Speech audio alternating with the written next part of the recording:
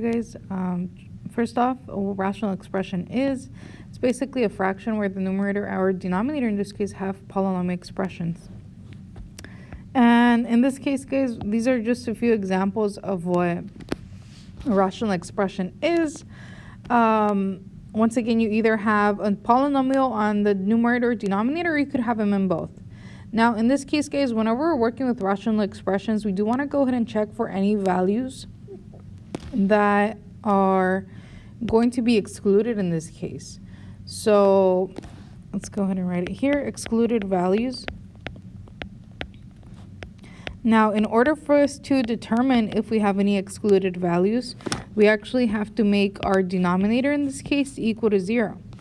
So, for example, if I want to go ahead and just see if the expression of 6 over x minus 1 has any excluded values, we will be making x minus 1 equal to 0. And when we solve for x in this case, once again solving for x here, we have x equals a 1. Now, in this case, this value x equals 1, if I substitute in a 1 into my expression here, 6 over x minus 1, I get 6 over 1 minus 1. 1 minus 1 here, guys, will be giving us a 0. So I would have this, 1 minus 1. And because I get a 0 in my denominator, that would actually create an undefined solution. In this case, we can't have a 0 in the denominator. So when I solve for any polynomial expression, or more specifically this one, I would actually say that we would be excluding the value of x equals 1. So x could basically be any number, just not 1, because then that would give us an undefined solution. So let's go ahead and see this here, guys. Let's go ahead and see our first example. And in this case, we want to go ahead and simplify the expression of a x squared minus 2x minus 8 over an x squared minus 9x plus 20. Now, in this case, guys, simplify means that we want to go ahead and just make it smaller in this case. And in order for us to do that here, guys, we actually want to go ahead and do some factoring. Now, because our expressions here are both squared, it means I could actually factor out the expression either using the diamond method or GCF. So starting off in this case, I want to go ahead and check for any GCFs on the top one, which is the x squared minus 2x minus 8. And they actually don't have anything in common, so I'm actually going to go ahead and jump into doing our diamond method. So I'm going to go ahead and do it on the side here.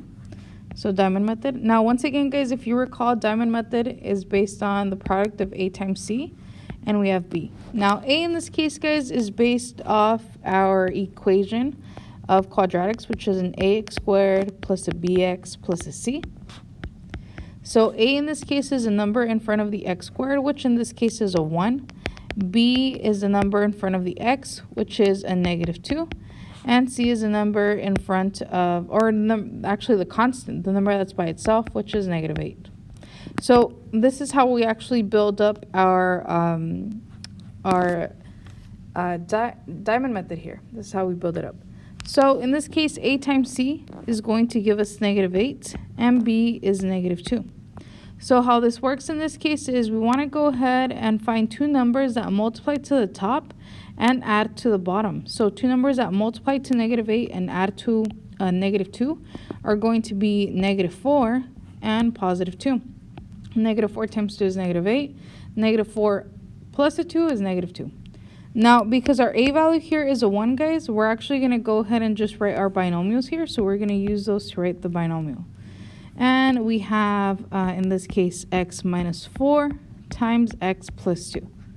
So that's our simplified version there, or factored form. Now, let's go ahead and do the same thing on the bottom. In this case, guys, a is equal to a 1. Once again, it's a number in front of the x squared. B is a number in front of the x. And c is our constant, which is a number that's by itself. So let's go ahead and build it. And I have a times c on top, and I have b on the bottom. A times c in this case, guys, will give us 20. B is negative 9. So two numbers that multiply to a positive 20 and add up to negative 9 would actually be negative 4 and negative 5. Once again, our a value here is a 1, so we could actually write our binomials. So we get x minus a 4 times x minus a 5. Now, before we do anything else here, guys, we want to go ahead and check for any excluded values here. And in order to do that, we are going to make each expression in our denominator equal to 0. So here is for our excluded values. We're going to go ahead and make each of our expressions here equal to 0. So we're going to go ahead and have x minus a 4 equal to 0. And x minus a 5 equal to 0. Now, once again, we're solving for x on these. So x in this case for this one will be 4, positive 4. And for the other one, it's going to be positive 5. Once again, I just need to add the 4 to both sides, and I have x equals 4. And I need to add the 5, x equals 5. Now, in this case, guys, these are excluded values because if I substitute in a 4 for the x, here I would have 4 minus 4 times 4 minus 5. 4 minus 4 in this case, guys, would give us a 0. And 0 times anything in this case would give us a 0. So we don't want a 0 in our denominator. So that's why we're going to go ahead and exclude both the 4 and the 5. Now, let's go ahead and come back to here. And we want to go ahead and actually cancel anything that they have in common. The only way for us to cancel something is if you see an expression or a number, in this case, repeated on both top and bottom. And here we actually see the x minus 4 being repeated. So we're going to go ahead and cancel that out. So in this case, our answer here should be, so answer, let's write it down here, is going to be x plus 2 over x minus 5, where x in this case cannot equal 4 or 5. And that is our answer. That is our answer. All right.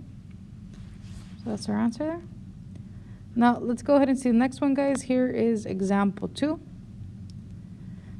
And once again, guys, want to go ahead and simplify the expression. We actually have both of them being squared once again. So let's go ahead and start here. Now, in this case, guys, I want to go ahead and identify A, B, and C. Now, notice in this case, both of these do have only 2 terms. But let's go ahead and see what we have. So in this case, guys, for the top one, x squared minus 25, A in this case equals a 1. B, which represents our x coefficient, is actually going to be a 0 because we're not given one. And C in this case is our constant, which is negative 25. So let's go ahead and build our diamond for that one. We have A times C on top, and we have B on the bottom. So A times C in this case is negative 25. B in this case is a 0. So 2 numbers that multiply to negative 25 and add up to a 0 would be a negative 5 and 5. Because our A here is equal to a 1, I could actually write my binomials. I don't need to do anything else, no grouping. So let's go ahead and write x minus 5 times x plus 5. All right, now let's go ahead and move on to the bottom. Now on this one, guys, with the I could actually try doing the diamond method on this one. But the thing is that we're actually missing our constant.